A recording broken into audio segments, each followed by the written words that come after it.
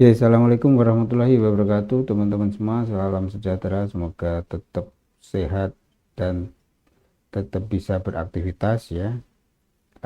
Untuk kali ini saya akan memberikan beberapa eh, materi ataupun materi pendahuluan tentang Pancasila ya. Jadi apa yang harus kita pelajari di mata kuliah Pancasila ini, tentunya ada beberapa kisi-kisi yang harus Anda pelajari, Anda ketahui ya. Tentunya eh, mata kuliah ini ada beberapa kajian yang harus kita pelajari. Yang pertama adalah eh, Pancasila dalam perspektif ya, sejarah bangsa Indonesia. Bagaimana lahirnya Pancasila itu, kemudian juga bagaimana berprosesnya ya menjadi sekarang ini sehingga bisa diterjemahkan dalam beberapa komponen atau beberapa ide dasar inspirasi bagi semua aktivitas berkegiatan bernegara kita. Ya, jadi di situ nanti kita akan kita akan belajar kajian bagaimana Pancasila itu dalam perspektif sejarah bangsa Indonesia. Kemudian yang kedua, Pancasila sebagai dasar negara Republik Indonesia. Kemudian yang ketiga, Pancasila sebagai ideologi NKRI itu seperti apa. Kemudian Pancasila sebagai sistem filsafat, Pancasila sebagai sistem etika yang bisa mengendalikan setiap kita berinteraksi dengan sesama manusia, sesama warga negara ya. Kemudian juga Pancasila sebagai dasar ilmu pengetahuan. Dasar ilmu pengetahuan dan pengembangan ilmu itu sendiri. Sehingga ketika kita didasari dengan Pancasila, maka norma-norma yang akan kita lakukan harus berdasarkan kesepakatan konsensus yang ada di dalam Pancasila itu. Jadi seperti itu. Kemudian capaian mata kuliah ini seperti apa sih? Harapannya ya mahasiswa menjadi lebih bangga, kemudian juga cinta tanah air, memiliki nasionalisme, ya, tanggung jawab, menghargai keanekaragaman, pandangan, ya, budaya, kepercayaan pendapat yang satu dengan yang lain ya. Kemudian juga taat hukum, disiplin dalam berkehidupan bermasyarakat dan bernegara. Tentunya harapannya juga kita mengacu pada beberapa komitmen yang didasarkan pada poin-poin yang ada di Pancasila itu. Yang pertama adalah bertakwa kepada Tuhan yang Maha Esa dan mampu menunjukkan sikap religiusnya ya, tentunya sesuai dengan agama dan kepercayaan masing-masing. Kemudian juga menjunjung tinggi nilai kemanusiaan, menjalankan tugas sebagai agama, moral, dan berdasarkan agama, moral, kemudian juga etika. Kemudian berkontribusi dalam peningkatan mutu kehidupan masyarakat ya, berbangsa, bernegara, dan kemajuan peradaban berdasarkan Pancasila itu. Kemudian juga harapannya juga mampu bekerja sama dan memiliki kepekaan sosial serta kepedulian terhadap masyarakat ya.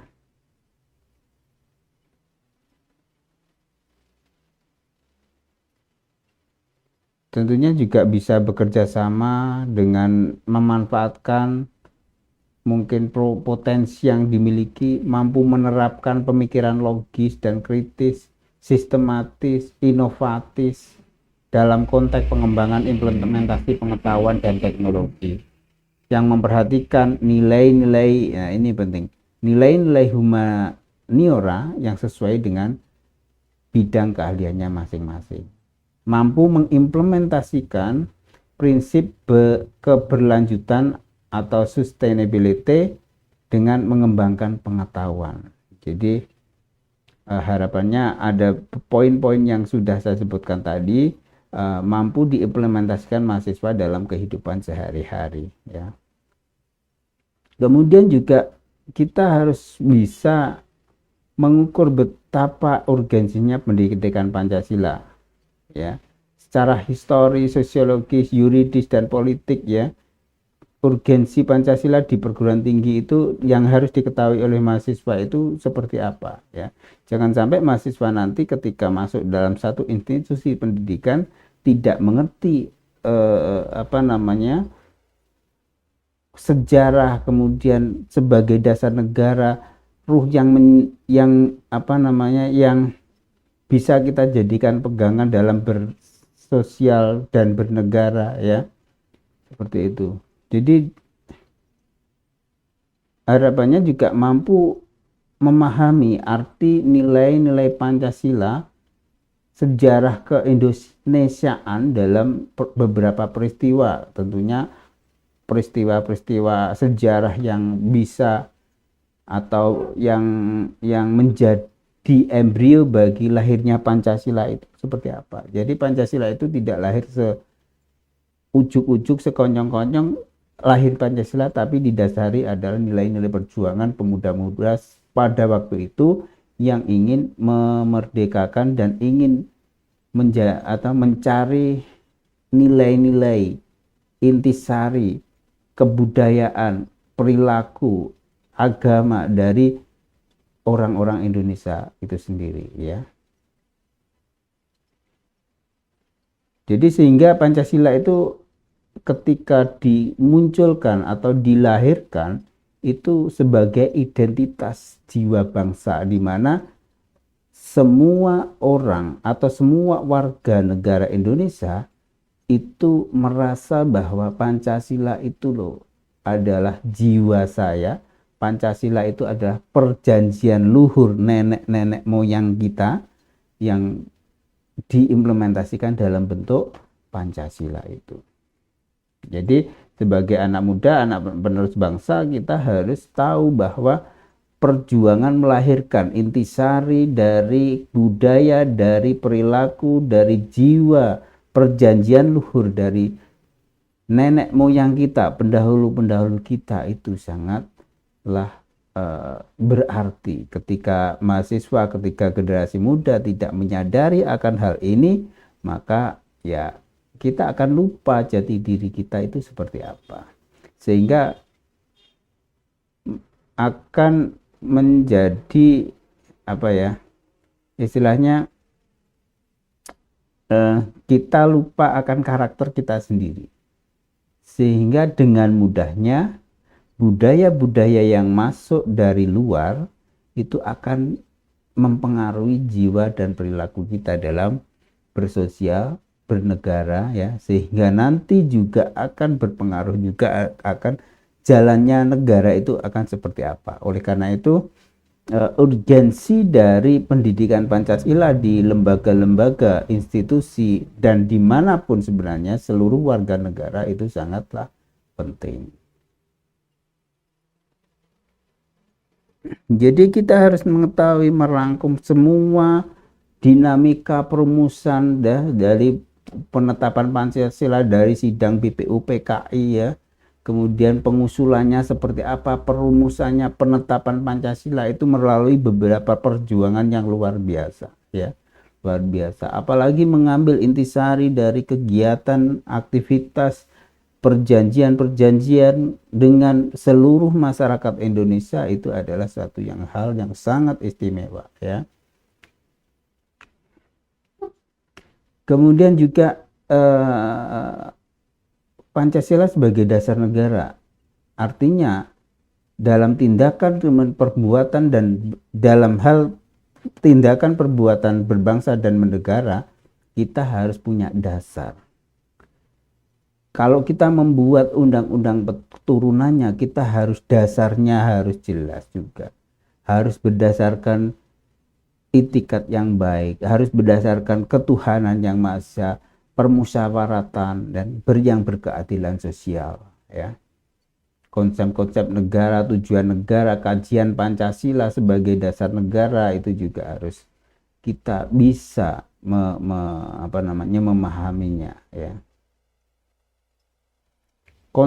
Kita harus juga memahami konsep, hakikat dan peristiwa Pancasila sebagai dasar negara yang mampu menyatakan kembali, ya, bahwa tantangan Pancasila sebagai ideologi, ya, itu mempunyai beberapa kendala, persoalan sebenarnya. Ada persoalan sara ideologi transnasional, ya, artinya ideologi yang datang dari luar, ya. Kalau kita generasi muda tidak bisa membentuknya, maka ataukah kita generasi-generasi yang tua tidak bisa membentengi anak-anak kita menjadi generasi yang berkarakter berdasarkan nilai-nilai luhur dalam negeri, dalam Indonesia, keindonesiaan, itu nanti akan mudah terpengaruh oleh budaya-budaya asing. Itu ya, sebagai dasar negara. Kemudian juga sebagai ideologi kita akan belajar apa? Konsep ideologi itu apa? Pancasila sebagai ideologi itu apa?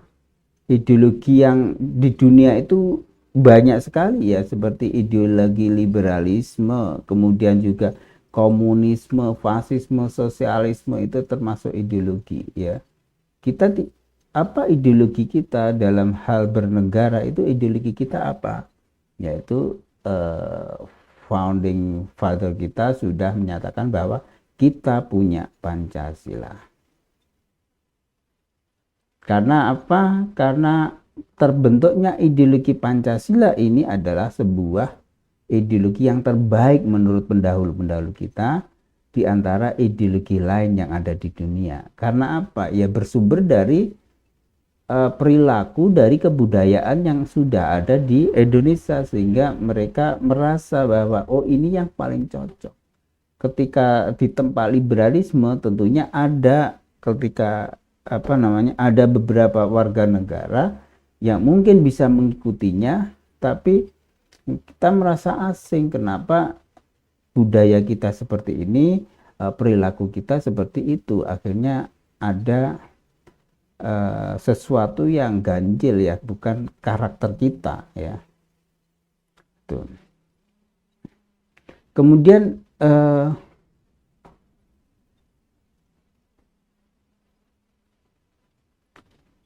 Pancasila sebagai filsafat, Pancasila implementasi dalam kehidupan sehari-hari, kemudian juga nilai-nilai filosofis bangsa Indonesia, yaitu adalah identitas bangsa sendiri itu seperti apa, serta bisa mengaplikasikan dalam kedudukan bahwa karakter inklusif, gotong royong, dan nilai-nilai filosofis, ya, dari bangsa-bangsa Indonesia itu memang benar-benar teramu dalam Pancasila itu.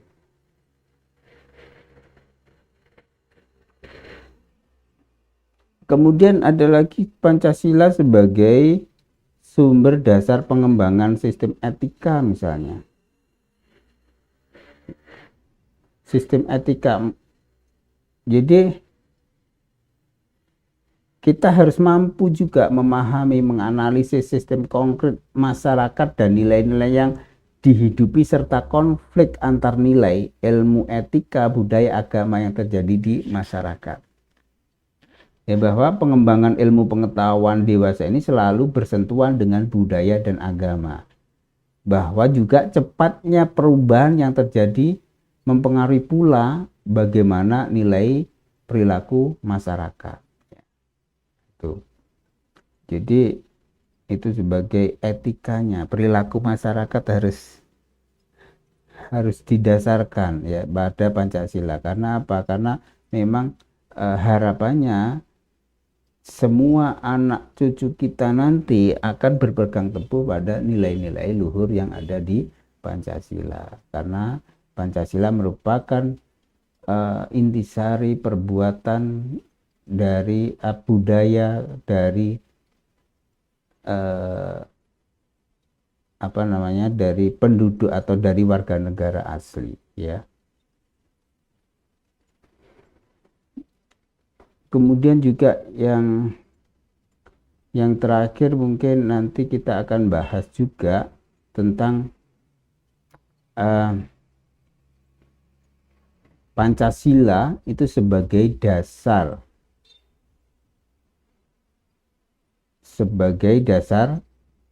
pengembangan ilmu, ya, sebagai dasar pengembangan ilmu. Jadi harus menilai situasi yang real penghayatan nilai-nilai Pancasila dalam masyarakat, bahkan di dalam lingkungan akademis. Nilai-nilainya apa? Kita sudah sebutkan di atas lagi. Bertakwa kepada Tuhan Yang Maha Esa, kemudian juga menghormati sesama manusia, permufakatan yang berkeadilan sosial, persatuan Indonesia, persatuan dalam apapun, ya, menghargai perbedaan, ya, seperti itu. Sehingga dalam pengembangan ilmu pengetahuan itu harus juga didasarkan pada budaya yang sudah dimiliki atau perilaku yang sudah kita lakukan, yang merupakan satu kebiasaan, yaitu kebiasaan-kebiasaan yang didasari pada norma-norma luhur yang ada di dalam Pancasila, ya.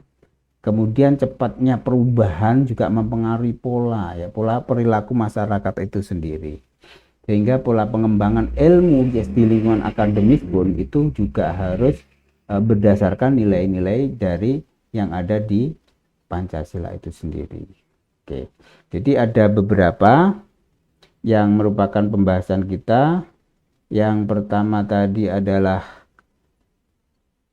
kita harus bisa memahami bahwa Pancasila dalam perspektif sejarah bangsa Indonesia. Yang kedua, dasar negara, Pancasila sebagai dasar negara. Yang ketiga, sebagai ideologi. Kemudian Pancasila sebagai sistem filsafat, kemudian Pancasila sebagai sistem etika dan pengembangan atau dasar pengembangan ilmu pengetahuan. Jadi yang kita bahas dalam materi kuliah untuk semester ini adalah seperti itu. Kemudian untuk pertemuan kali ini cuma gambaran umum seperti itu yang akan kita bahas dalam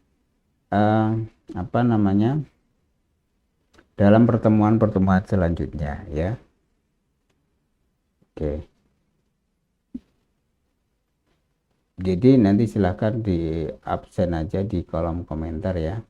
Nah, kemudian untuk pertemuan berikutnya kita akan, supaya lebih hidup lagi, supaya lebih bisa menggali argumentasi dari teman-teman semua, karena ini adalah ilmu sosial.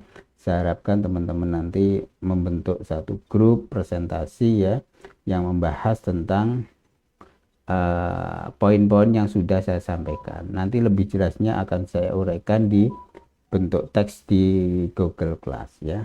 Itu. Kemudian untuk penilaian, ya, penilaian sama seperti mata kuliah yang lain, ya. Kehadiran, kemudian juga tugasnya, kemudian juga UASnya, ya. Jadi nanti kita coba UASnya seperti apa, nanti pertemuan ke-4-5 akan saya sampaikan. Oke, terima kasih dari saya, itu yang bisa saya sampaikan. Nanti jangan lupa di absen di kolom komentar, ya, di Google Class. Kemudian juga tugasnya diperhatikan di dalam bentuk tulisan tadi, ya. Kita ketemu di lain kesempatan. Assalamualaikum warahmatullahi wabarakatuh.